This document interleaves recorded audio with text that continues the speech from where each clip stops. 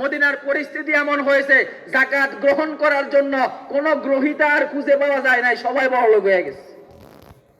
তা আমরাও যদি যাকাত যদি ইসলামী বিধিবিধান অনুযায়ী দিই, আমরা তো যাকাত দিই কিভাবে? আমরা যাকাত দিই সিরিয়াল ধরাই, বাজারের সবচাইতে থার্ড ক্লাস কাপড় কিনে আনি যাকাত দিই। যাকাতের কাপড়, যাকাতের লুঙ্গি আছে না, যাকাতের শাড়ি, আর এটা মোটামুটি অ্যাডভার্টাইজ করার লাইগা অগ্রিম ঘোষণা দিয়া 500-700 মানুষ আইনা এটারে আবার ক্যামেরা করি, ভিডিও করি। বাংলাদেশে এমন বহু ইতিহাস আছে যে যাকাতের মাল বিতরণ করতে পায়ের পিষ্ট হয়ে মানুষ মারা গেছে, আছে না? এটা ইসলামের বিধানের সিস্টেম না। যাই হোক, ইসলামের যাকাতের বিধান কি পদ্ধতি ওইটা নিয়ে আলোচনার কাছে বিষয় না। বলতেছিলাম, মানুষ যখন, রাসূল বলেন, মানুষ যখন যাকাতকে জরিমানা মনে করবে, যাকাত দিতে চাইবে না, কষ্ট লাগবে। কয়টা গেল? 3টা। 1 নম্বর, মানুষ যখন গনিমতের মালকে ব্যক্তিগত সম্পদের মতো মনে করবে। 2 নম্বর, যখন আমানতের খেয়ানত করবে। 3 নম্বর, যখন মানুষ যাকাতকে কি করবে? যাকাতকে জরিমানা মনে করবে। যখন দেখবা মানুষ শিক্ষা গ্রহণ করে দ্বীনি শিক্ষার পরিবর্তে জাগতিক শিক্ষা, দ্বীনি শিক্ষা ছাড়া অন্য শিক্ষার পিছনে পড়ে, দ্বীনি শিক্ষা ছাড়া অন্য শিক্ষাকে অগ্রাধিকার দেয়, আছে না নাই? আমাদের সারা বাংলাদেশের মধ্যে আজকে যত স্কুল কলেজ আর মাদ্রাসার ছাত্র আছে, সব আপনি হিসাব করে দেখবেন, স্কুল কলেজ ছাত্রের তুলনায় মাদ্রাসার ছাত্র 5% নাই। তাহলে আমাদের সমাজের মধ্যে আপনি দেখেন আর কি, জায়গায় জায়গায় নুরানি মাদ্রাসা, নুরানি মুক্তব, কতজনের মাথা ব্যথা, ব্যাঙ্গের সাদার মতো কওমি মাদ্রাসা গজায়, এই হয় সেই হয়, যতগুলাই পর্যন্ত সব ছাত্র আপনি হিসাব করলে স্কুল কলেজের 5% নাই। এই হাদিস শরীফের মধ্যে রাসূলুল্লাহ বলে, যখন মানুষ দেখবা শিক্ষা গ্রহণ করে কিন্তু দ্বীনি শিক্ষার চাইতে জাগতিক শিক্ষাকে বেশি গুরুত্ব দেয়। 4টা গেল। 5 নম্বর, ওয়া আতাআর রাজুলু ইমরাআতুহু, যখন দেখবা পুরুষ মানুষ তার, এদিকে এদিকে এদিকে, যখন দেখবা পুরুষ মানুষ তার স্ত্রীর কথায় উড়ে আর ভয়ে, আছে না নাই? আজকালকার পুরুষেরা স্ত্রীর কথা, বউয়ের কথায় উড়ে বয়ে না? না, আপনার মধ্যে কেউ নাই, বুঝলাম আর কি, না আছে? বউয়ের কথায় উঠে আর বসে, আছে না নাই? একটা জায়গার মধ্যে বউ ঠিক, বউ যদি ঘরের মধ্যে ঠিক হয়, ওই ফ্যামিলির মধ্যে আর কোনো কেসার লাগে না। বুঝেন নাই? বউ শাশুড়ির ঝগড়া বাংলাদেশে কমন বিষয়। বহু কম পরিবার আছে যে বউ শাশুড়ির ঝগড়া থেকে কি আছে? নিরাপদ আছে। আল্লাহ রাসূল সাল্লাল্লাহু আলাইহি সাল্লাম বলেন, যখন পুরুষেরা বেডির কথায়, বউয়ের কথায় উঠবো আর বইব, এরপরে কয়, যখন দেখবা বউর কথায় উঠতেছে বইতাছে কিন্তু মায়ের অবাধ্য হয়, আছে না নাই? বউর কথা শুনে মায়ের অবাধ্য হয়, এরকম লোক আছে না নাই? বউয়ের কথাকে গুরুত্ব দিতে গিয়া মায়ের কথা শুনে না, আছে না নাই? বউ কইছে একটা, বাপে কইছে একটা, মায়ে কইছে একটা, বাপেরটা আর মায়েরটা হালাই করে বউর কথা নাচানাচি করে। আর এই সমস্ত বোলাবানের লাগা, আর এই সমস্ত বউগার লাগা সংসারের মধ্যে আগুন চলে। তাইলে রাসূল বলছে, যখন দেখবা পুরুষেরা বেডির কথা, মহিলার কথা উঠে আর বসে, আর মায়ের ব্যাপারে মায়েকে অবাধ্য, মায়ের অবাধ্য থাকে। এরপরে আসেন, এদিকে তাকান, এরপরে আসেন, ওয়া আদনা সাদিকহু, যখন দেখবা যুবক পোলাপাইন নিজের বন্ধু বান্ধবের সাথে ডেটিং মারে, এদিকে যায় সেদিকে যায়, ঘুরতে যায়, বন্ধু বান্ধবের লগে সম্পর্ক ভালো, বন্ধু বান্ধবের সাথে একসাথে থাকে, বন্ধু বান্ধবকে সময় দেয়, ওয়া আকসা আবাহু, কিন্তু নিজের বাপের লগে সম্পর্ক ঠিক থাকে না, আছে না নাই? আজকের পোলাপাইনের বাপের লগে সম্পর্ক ঠিক নাই, কিন্তু বন্ধুর লগে ঠিক হয়, সারাদিন ঘুরে, আছে না নাই? যখন দেখবা এটা বাড়ি যাবে, এরপরে কয় ওয়াজহারাতিল আসওয়াতু ফিল মাসাজিদি, যখন দেখবা মসজিদের মধ্যে মানুষ উঁচু গলায় কথা বলে, আছে না নাই? মসজিদের মধ্যে ঢুকলে দুনিয়াবি কথাবার্তা বলে কি বলে না? আরে এমনি তো বলে, বলে এতেকাফ যেটা ইবাদত, এতেকাফে বইয়াও মসজিদে দুনিয়ার আলাপ বিজ্ঞান করে। আর আমগো তো এক গজবি বাঙালি, যখন সারাদিন কোনো কথা মনে থাকে না, মসজিদে আইলে যত ব্যবসা বাণিজ্য যা কিছু আছে বেকিন মাথার ভিতরে ঢুকে, এর আগে খবর থাকে না। মসজিদে ঢুকছি তো সারা পৃথিবী এসব মাথার ভিতরে ঢুকি যায়। এই রাসূল বলছে, যখন দেখবা মসজিদের মধ্যে গিয়া বড় আওয়াজে কথা বলা বেড়ে যাবে। এরপরে আসেন, ওয়াসাদাল কবিলাতু সাকুহুম ফাসিকুহুম, যখন দেখবা গোত্রের সর্দার বনে যায় ফাসিকরা। গোত্রের সর্দার কারা হয়? ফাসিকরা। আরবের মধ্যে গোত্র গোত্র ভাগ আছে, আমাদের বাংলাদেশেও গোত্র আছে, আমরা গোত্র হিসাব করি না আর কি। চৌধুরী বংশ, ভুইয়া বংশ, পাটোয়ারি বংশ, মিয়া বংশ, এই ধরনের বাদ ভাগ আছে না। এই বাঘের গোত্র, এটা গোত্র বলা হয়। গোত্র প্রধান হবে ফাসেক ব্যক্তি।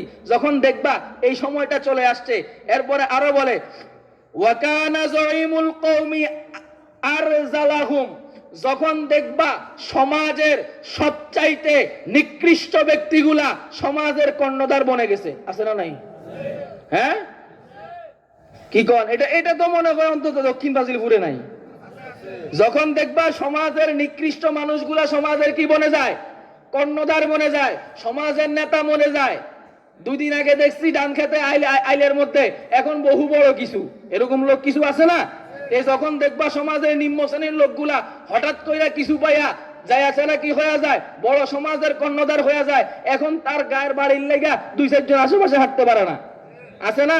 হ্যাঁ, যখন দেখবা এই জিনিস, এই সময়টা চলে আসছে, এরপরে কয় ওয়া আকরিমার রাজুলু মাখাফাতা শাররিহি, হঠাৎ দেখবা একটা সময় আসবে যে সময়ের মধ্যে মানুষ কাউকে সম্মান করবে, সালাম দিবে।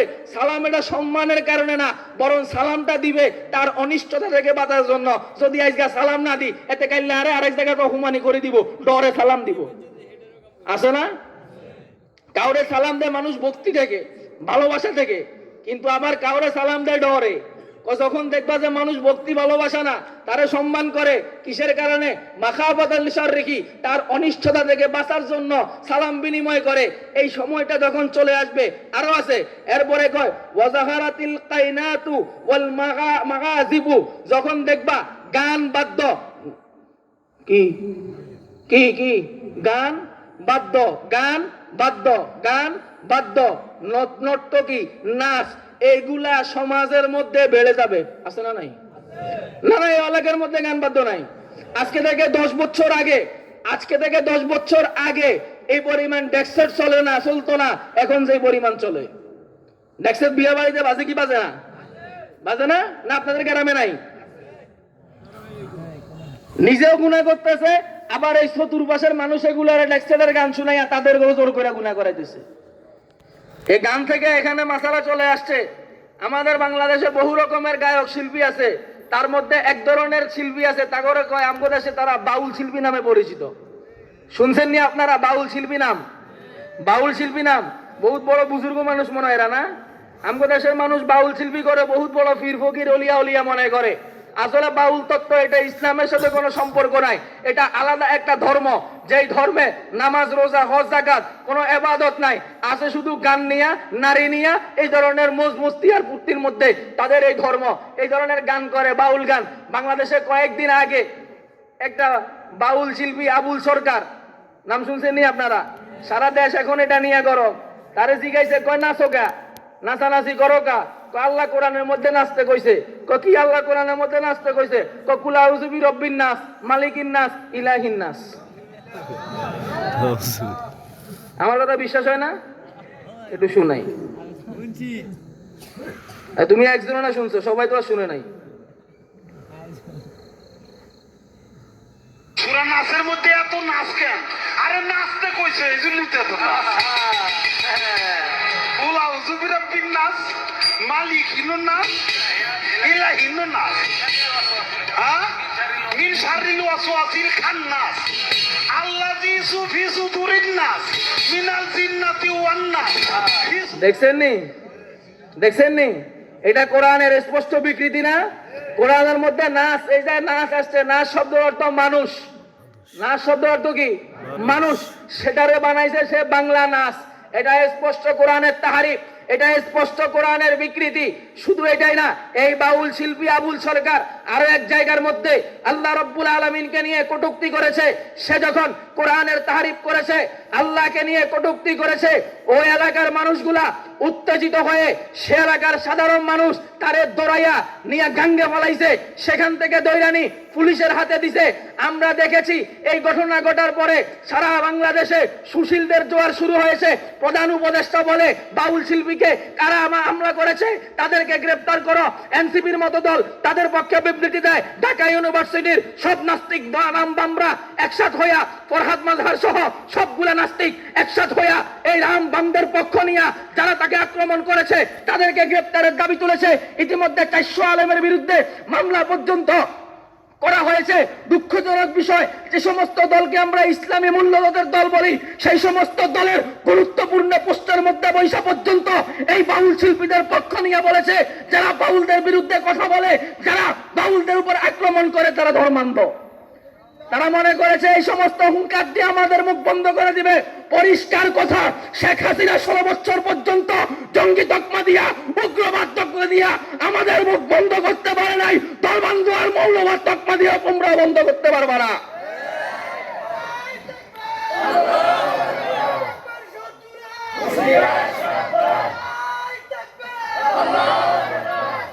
তাহলে বাউলদের সাথে ইসলামের কোনো সম্পর্ক নাই। আর যে বাউল আবুল সরকার আল্লাহকে নিয়ে কটূক্তি করেছে, কোরআনের তারিফ করেছে, এক মুহূর্ত বাংলাদেশের মধ্যে তার বেঁচে থাকার অধিকার নাই। আমাদের আজকের দাবি তাকে ছাড়া তো দূরের কথা, তাকে সর্বোচ্চ শাস্তি দিতে হবে। সময় শেষ, 2 মিনিট আছে, আমার কথাও আর 2টা আছে, শেষ করে দিই। এই যা যা বলছি এতক্ষণ সমাজের মধ্যে সব আছে তো। এবারে আসেন ওয়াশরিবাতিল খমর। যখন দেখবা সমাজের মধ্যে মদ বাইরা যায়, মদ আসেনি আমগো দেশে, মদখোর আসেনি, জুয়াখোর আসেনি, তারপরে ইয়াবাখোর আসেনি, বাবাখোর আসেনি। যখন দেখবা সমাজের মধ্যে এই মদ, জুয়া, মাদক এই সমস্ত জিনিস বাইরা যায়, এরপরে আল্লাহ রসুল আরো বলেন 15 নম্বর, ওয়ালাআনা আখিরু হাযিহিল উম্মতি আউওয়ালাহা। যখন দেখবা এই উম্মতের শেষ দিকে আইসা আগে যারা আসছে তাদেরকে নিয়ে গালাগালি করে, তাদেরকে লানত দেয়। আসেনি এটা? আমরা আসছি শেষ যুগে, শুরু যুগে আসছে হযরতে সাহাবায়ে কেরাম। আজকের সময়ের মধ্যে আইসাও হযরতে সাহাবায়ে কেরামের উপর প্রশ্ন তোলে। আজকের সমাজের মধ্যে এই সময়ের মধ্যে এসে হযরতে সাহাবায়ে কেরামের বিভিন্ন কাজ নিয়ে আপত্তি করে, তাদেরকে প্রশ্নবিদ্ধ করে। আরে কোরআন পেয়েছি সাহাবাদের মাধ্যমে, দ্বীন পেয়েছি সাহাবাদের মাধ্যমে, ইসলাম পেয়েছি সাহাবাদের মাধ্যমে, ঈমান পেয়েছি সাহাবাদের মাধ্যমে, নামাজ পেয়েছি সাহাবাদের মাধ্যমে, রোজা পেয়েছি সাহাবাদের মাধ্যমে, হজ পেয়েছি সাহাবাদের মাধ্যমে, যাকাত পেয়েছি সাহাবাদের মাধ্যমে। সাহাবাদেরকে প্রশ্নবিদ্ধ করা মানে নামাজকে প্রশ্নবিদ্ধ করা, সাহাবাদেরকে প্রশ্নবিদ্ধ করা মানে ইবাদতকে প্রশ্নবিদ্ধ করা, সাহাবাদেরকে প্রশ্নবিদ্ধ করা মানে দ্বীনকে প্রশ্নবিদ্ধ করা, সাহাবাদেরকে প্রশ্নবিদ্ধ করা মানে কোরআন আর ইসলামকে প্রশ্নবিদ্ধ করা। তোমাদের এই সমস্ত চক্রান্ত আমরা বুঝি, এই সমস্ত চক্রান্ত আমরা বুঝি। খবরদার, সাহাবাদের শানে গোস্তাকি হয় এমন কোন শব্দ মুখ দিয়ে বের করা যাবে না। কারণ আল্লাহ বলছে রাদিয়াল্লাহু আনহু ওয়া রাদু আন, আল্লাহ তাদের উপর খুশি হয়ে গেছে। যারা আল্লাহর উপর রাজি তাদের ব্যাপারে আমি আর তুমি প্রশ্ন তোলার কে? আমি আর তুমি প্রশ্ন তোলার কে? কেউ একজন তুলছে তো তার কথা আমি অন্যগুলা মানছি বলি এটা মানতে হবে? এই যখন দেখবা উম্মতের শেষ জমানা এসে শুরু জমানার ওয়ালাদেরকে নিয়ে লানত করে, টোটাল 15টা অপরাধ। এই 15টা অপরাধ যখন দেখবা সমাজের মধ্যে আছে, আল্লাহর রাসূল বলেন হযরত আবু হুরায়রা থেকে বর্ণিত, তখন তোমরা অগ্নিবায়ু, ভূমিধস, ভূমিকম্পের মতো আযাবের জন্য অপেক্ষা করো। তাইলে এই কথা সবগুলা যে এতক্ষণ বললাম কোন জায়গা থেকে আসছে কথা? ভূমিকম্প কি কারণে হয়? এই হযরতে আবু হুরায়রা রাদিয়াল্লাহু তাআলা আনহু থেকে বর্ণিত এই হাদিস, 15 কারণে ভূমিকম্প, ভূমিধস, অগ্নিবায়ু হয়। এই 15টা কারণ বিস্তারিত পারি নাই, সংক্ষেপে আপনাদের সামনে আলাপ করছি। আমরা নিজেরাও চেষ্টা করব এই 15 রকমের অপরাধ থেকে নিজেকে, নিজের পরিবারকে, নিজের অধীনস্থ যারা আছে সবাইকে বাঁচাইয়া রাখবো। পারবো তো ইনশাআল্লাহ? আর যা গুনাহ এ পর্যন্ত হয়ে গেছে এটার জন্য তওবা ইস্তেগফার করব। তওবা ইস্তেগফার করলে আল্লাহ রাব্বুল আলামিন গুনাহ মাফ করে দিবেন। গুনাহ যখন মাফ হয়ে যাবে তখন ইনশাআল্লাহ ভূমিকম্প, ভূমিধসের মতো এসব আযাবের মধ্যে আমাদেরকে পতিত হতে হবে না। যা কথাবার্তা হয়েছে আল্লাহ রাব্বুল আলামিন আমাকে, আমাদের সবাইকে কথাবার্তাগুলোর উপর আমল করার তৌফিক দান করুক। লাস্ট 2টা দাওয়াত আপনাদেরকে দিয়ে যাই। 1 নম্বর দাওয়াত, আগামী বৃহস্পতি শুক্রবার 4-5 ডিসেম্বর মারকাজুল হুদা ইসলামী সংস্থা এবং দাসেরহাট বাজার ব্যবসায়ীদের উদ্যোগে টুপাজরা সফিউল্লাহ উচ্চ বিদ্যালয় ময়দানে 2 দিন ব্যাপী মাহফিল। প্রথম দিন ইনশাআল্লাহ ভারতবর্ষের বিখ্যাত আলেম যিনি ইংরেজ বিরোধী আন্দোলনের অগ্রসেনানী শাইখুল ইসলাম হোসাইন আহমদ মাদানী রহমতুল্লাহ আলাইহি ছিলেন, উনার নাতি আওলাদে রাসূল সৈয়দ হাসান আসজাদ মাদানী ইনশাআল্লাহ বৃহস্পতিবার এশারের নামাজের পরে দাসরাত মাঠে বয়ান করবে। এছাড়াও হযরত মাওলানা জুনায়েদ আল হাবিব, হযরত মাওলানা ফরিদউদ্দিন আল মুবারক সহ আরো বড় বড় উলামায়ে কেরাম আসবেন আগামী 20 শুক্র দাসরাত মাহফিল, সেখানে যাবেন। আর আগামী 29, 30, 31 জানুয়ারি বৃহস্পতি, শুক্র, শনি, 15, 16, 17 মাঘ আমাদের রামপুরের মাহফিল, সেই মাহফিলের দাওয়াত দিয়া আজকের মতো আপনাদের থেকে বিদায় নিলাম। আসসালামু আলাইকুম ওয়া রাহমাতুল্লাহি ওয়া বারাকাতুহু।